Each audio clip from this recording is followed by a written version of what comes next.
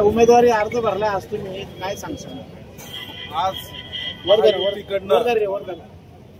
आमदार राधाकृष्ण विखे पाटील साहेब असतील, डॉक्टर सुजयदादा विखे पाटील साहेब असतील यांच्या वतीनं व आमच्या शिर्डी शहरातील महायुतीचे जेवढे नेते आहेत यांच्या समक्ष आणि त्यांच्या समेत आज प्रभाग 5 मधनं मी सर्वसाधारण जागेसाठी उमेदवारी अर्ज दाखल केलेला आहे.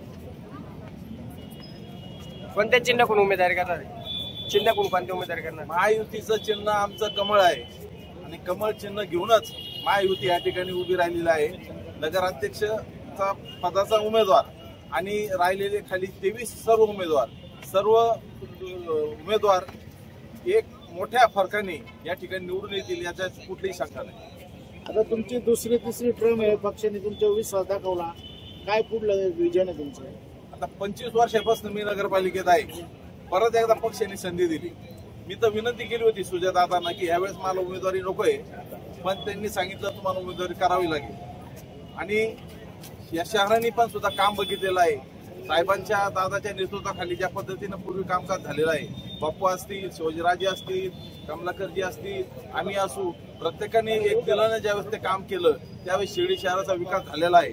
आणि आता जे विजन आहे, शिर्डी जे 4-5 वर्षापासून निवडणूक नव्हती, आता निवडणूक होत आहे, तर याच्या माध्यमातून जेवढे नगरसेवक नगराध्यक्ष त्या ठिकाणी जातील, नक्कीच शिर्डी शहराचा विकास, येणारा कुंभमेळा आणि सगळ्याच गोष्टीचा विचार करता शिर्डीत जी गर्दी होण्यासाठी जे काही प्रकल्प या ठिकाणी उभे केले पाहिजेत, लेझर शो असतील, बाकीचे असतील, जसं सुजयदादांनी आता स्टेडियमचं पण भूमिपूजन केलेलं आहे, लेझर शोचं पण त्या ठिकाणी झालेलं आहे आणि अन्य प्रकल्प सुद्धा या ठिकाणी उभे राहिले पाहिजेत. आणि शिर्डी अशी स्वच्छ सुंदर आणि एक